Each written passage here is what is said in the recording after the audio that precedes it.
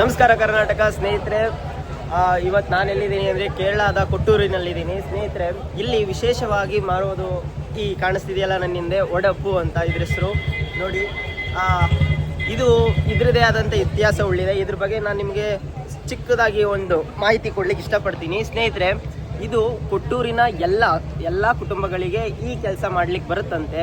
ಈ ಕೆಲಸ ಅಂದರೆ ಒಡಪ್ಪು. ಒಡ ಅಂದರೆ ಬಿದಿರು, ಪೂ ಅಂದರೆ ಪುಷ್ಪ, ಬಿದಿರಿನ ಪುಷ್ಪ ಅಂತ ಇದ್ರ ಉಲ್ಲೇಖ ಸ್ನೇಹಿತರೆ. ಈ ಕೆಲಸನ ಇಟ್ಕೊಂಡು ಇವರು ಈ ತಿಂಗಳಲ್ಲಿ ಸ್ವಲ್ಪ ಖರ್ಚಿಗೆ ಹಣಕಾಸು ಮಾಡ್ಕೋತಾರೆ.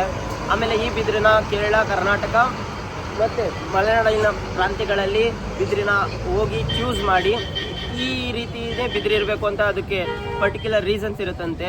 ಬಿದಿರಲ್ಲಿ ಕಿರುಬಿದ್ರು, ದೊಡ್ಡ ಬಿದ್ರು ಅಂತ ಎರಡು ಬಿದ್ರು ಬರುತ್ತೆ. ಇದಕ್ಕೆ ಕಿರು ಬಿದ್ರು ಅಂತ ಬಳಸ್ತಾರೆ.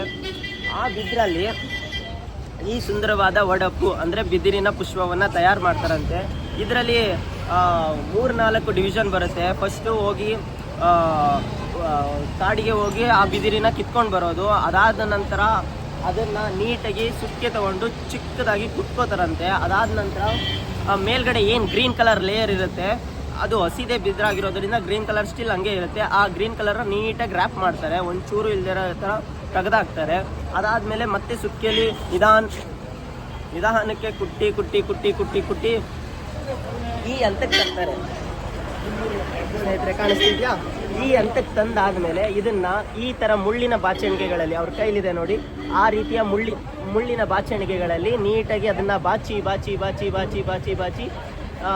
ಆ ಥರ ಈ ಥರ ಇಲ್ಲಿ ಕಾಣಿಸ್ತಿದೆಯಲ್ಲ, ಈ ಥರ ನೂಲಿನ ಆಕಾರಕ್ಕೆ ತರ್ತಾರೆ. ಇದು ತುಂಬ ಬಲಿಷ್ಠವಾಗಿರುತ್ತೆ, ಬಟ್ ಆದ್ರೂ ಅಷ್ಟು ಅಚ್ಚುಕಟ್ಟಾಗಿ ಮಾಡಿ ಅದನ್ನು ಪುಷ್ಪದ ಆಕಾರವಾಗಿ ಮಾಡಲಿಕ್ಕೆ ಇವರು ಇಲ್ಲಿ ಸಾಕ್ಷಿಯಾಗಿ ಇಂಥ ಬ್ಯೂಟಿಫುಲ್ ಕಾನ್ಸೆಪ್ಟ್ ಅಲ್ವಾ.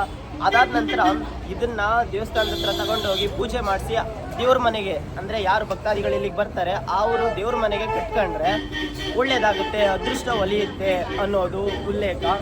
ಇನ್ನು ಫುಲ್ಲು ಇದು ಹೆಂಗೆ ಉಟ್ಕೋತು ಅಂತ ಇತಿಹಾಸಕ್ಕೆ ಬಂದರೆ ಸ್ನೇಹಿತರೆ, ದಕ್ಷ ರಾಜ ಇರ್ತಾನಲ್ಲ, ಅಲ್ಲಿಂದ ಸಿಕ್ಕಾಪಟ್ಟೆ ರಶ್ ಇದೆ, ಅದಕ್ಕೆ ಈ ಥರ ಸೌಂಡ್ ಬರ್ತಿದೆ. ಆದರೂ ಕೇಳಿಸ್ಕೊಳ್ಳಿ, ಆದಷ್ಟು ಜೋರಾಗಿ ಹೇಳಲಿಕ್ಕೆ ಪ್ರಯತ್ನ ಪಡ್ತಿದ್ದೀನಿ.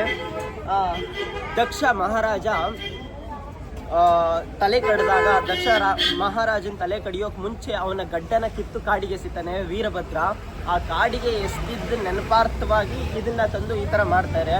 ಈ ಜನಕ್ಕೆ ದಕ್ಷ ರಾಜನ ಮೇಲೆ ಸ್ವಲ್ಪ ಮಟ್ಟಕ್ಕೆ ಪ್ರೀತಿ ಇದ್ದಂಗೆ ಕಾಣಿಸುತ್ತೆ. ಏನಕ್ಕೆ ಅಂದರೆ ಈ ಪ್ರಾಂತ್ಯವನ್ನು ದಕ್ಷ ರಾಜ ಆಡಳಿತ ಮಾಡ್ತಿರ್ತಾನೆ, ಹಾಗಂತ ಶಿವನ ಮೇಲೆ ಕೋಪ ಇದೆ ಅಂತ ಅಲ್ಲ.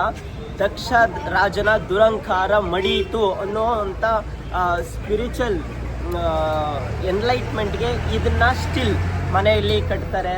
ಮನೆಯಲ್ಲಿ ಈ ಕುಟುಂಬ ವರ್ಗದವರೆಲ್ಲ ಅದನ್ನು ಮಾಡಿ ಭಕ್ತಾದಿಗಳಿಗೆ ಕೊಟ್ಟು ಇನ್ನೂ ಇದನ್ನು ಸ್ಟಿಲ್ ಅಲೈವ್ ಆಗಿ ಜೀವಂತವಾಗಿ ಉಳಿಸ್ಲಿಕ್ಕೆ ಪ್ರಯತ್ನ ಪಟ್ಟಿದ್ದಾರೆ.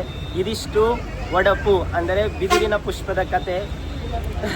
ನಿಮ್ಗೆ ಇಷ್ಟ ಆಗಿದರೆ ಸಬ್ಸ್ಕ್ರೈಬ್ ಮಾಡಿ. ಇನ್ನೂ ಹೆಚ್ಚಿನ ಕಂಟೆಂಟ್ಗಾಗಿ, ಇನ್ನೂ ಹೆಚ್ಚಿನ ಪುರಾಣಗಳ ವಿಚಾರಗಳ ದಾರಿಗಾಗಿ ನನ್ನ ಸಬ್ಸ್ಕ್ರೈಬ್ ಮಾಡಿ. Thank you.